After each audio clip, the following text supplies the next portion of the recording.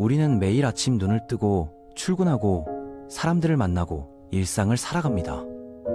하지만 그 순간순간 우리 내면에서는 수많은 감정들이 파도처럼 밀려왔다가 사라지죠. 문제는 우리가 그 감정들의 절반도 제대로 인식하지 못한다는 겁니다. 지금부터 우리가 잃어버린 감정의 이야기를 시작하겠습니다. 2019년 미국 심리학회 연구에 따르면 성인의 70% 이상이 자신의 진짜 감정을 정확히 파악하지 못한 채 하루를 보낸다고 합니다.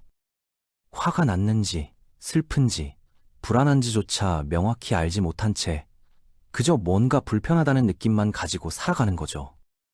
더 심각한 건 이렇게 느끼지 못한 감정들이 사라지는 게 아니라는 점입니다. 그것들은 우리 내면 깊은 곳에 쌓이고 쌓여서 결국 우울증이나 불안장애, 공황장애 같은 형태로 우리를 찾아옵니다. 정신과 의사들은 이를 감정적 부채라고 부르죠. 왜 우리는 스스로의 감정을 제대로 느끼지 못하는 걸까요? 그리고 이 문제를 어떻게 해결할 수 있을까요? 오늘은 우리가 인식하지 못한 채 흘려보내는 감정들, 그리고 그것이 우리 정신 건강에 미치는 영향에 대한 이야기입니다. 우리가 감정을 제대로 느끼지 못하는 이유는 생각보다 복잡합니다. 첫 번째 이유는 감정 자체가 너무 불편하기 때문이죠. 사랑해야 할 사람을 미워하는 마음이 든다거나, 성공한 친구를 보며 질투심이 느껴진다거나, 부모님에게 분노가 치밀어 오른다거나, 이런 감정들은 우리가 생각하는 좋은 사람의 이미지와 맞지 않습니다. 두 번째 이유는 감정이 너무 빠르게, 너무 많이 밀려오기 때문입니다. 현대인의 하루를 생각해보세요. 아침에 일어나서 출근 준비를 하고, 지하철에서 사람들에게 치이고, 회사에서 상사와 동료들을 마주하고, 업무를 처리하고, 퇴근 후에는 가족이나 친구들을 만나죠. 이 모든 순간마다 크고 작은 감정들이 발생합니다. 누군가의 무심한 말 한마디에 상처받고, 예상치 못한 업무에 당황하고, 인정받지 못하는 것에 서운함을 느끼고. 하지만 우리는 이 모든 감정을 처리할 시간이 없습니다. 그저 다음 일정으로 넘어갈 뿐이죠. 세 번째는 우리 사회가 감정을 표현하는 것을 장려하지 않기 때문입니다. 특히 한국 사회에서는 감정을 드러내는 것을 나약함의 표시로 여기는 경향이 있죠. 힘들어도 참아야 하고, 슬퍼도 웃어야 하고, 화가 나도 침착해야 합니다. 프로페셔널해야 한다는 이름 아래 우리는 감정을 숨기는 법을 배웠습니다. 불안장애가 대표적인 예입니다. 특별한 이유 없이 불안하고 초조한 사람들을 보면 대부분 오랫동안 자신의 진짜 감정을 외면해온 경우가 많습니다. 화가 났는데 화를 내지 못하고, 슬픈데 슬퍼하지 못하고, 두려운데 두려워하지 못한 채 살아온 거죠. 그 감정들은 불안이라는 형태로 변형되어 나타납니다. 우울증도 마찬가지입니다. 우울증은 단순히 슬픈 게 아니라 모든 감정이 마비된 상태를 말하죠. 기쁘지도 슬프지도 않고 그저 공허하고 무기력한 상태. 이는 너무 오랫동안 자신의 감정을 느끼지 못한 결과입니다.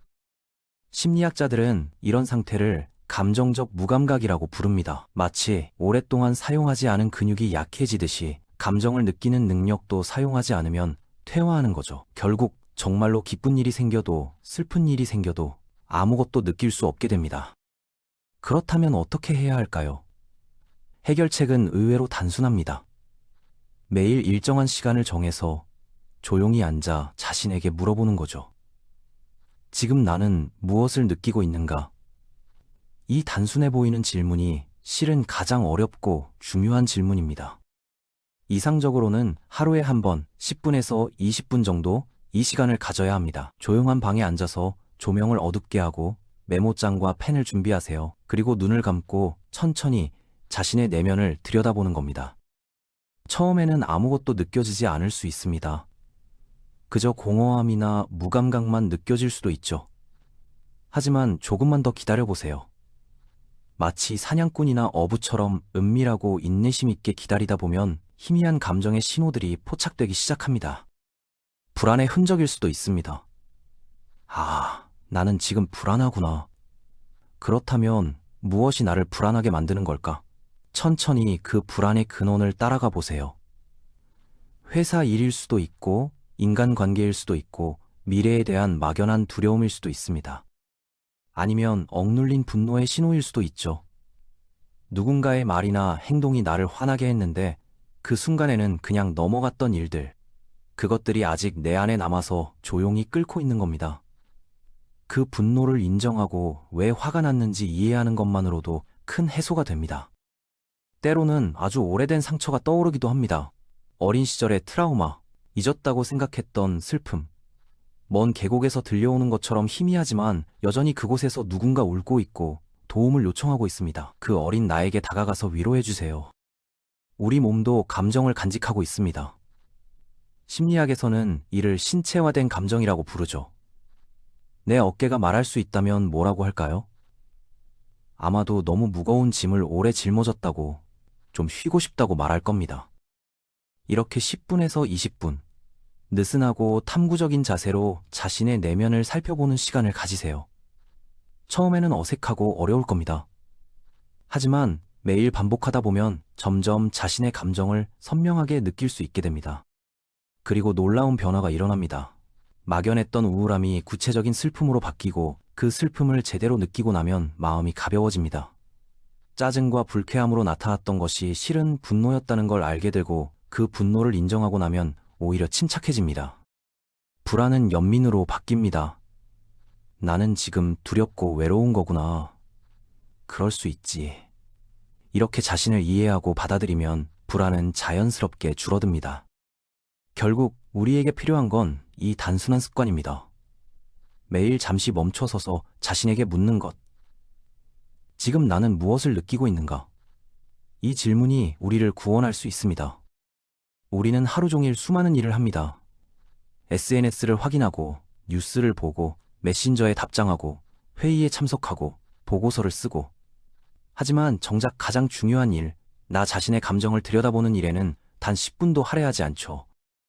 역설적이게도 이 10분이 하루의 나머지 23시간 50분을 완전히 바꿀 수 있습니다. 자신의 감정을 제대로 느끼고 이해한 사람은 더 이상 그 감정에 휘둘리지 않습니다. 대신 감정을 지혜롭게 다루고 적절히 표현하고 필요할 때는 내려놓을 줄 알게 되죠. 마음의 평화는 감정을 억누르는 데서 오지 않습니다. 오히려 감정을 온전히 느끼고 받아들일 때 찾아옵니다. 영혼의 가벼움도 마찬가지죠. 억눌린 감정의 무게를 내려놓을 때 우리는 비로소 자유로워질 수 있습니다. 오늘 밤 잠들기 전 단 10분만 내어보세요. 조용히 앉아서 눈을 감고 스스로에게 물어보는 겁니다. 지금 나는 무엇을 느끼고 있는가? 그리고 그 대답이 무엇이든 판단하지 말고 그저 느껴보세요. 그것이 우리를 구원할 수 있는 가장 단순하지만 가장 강력한 방법입니다.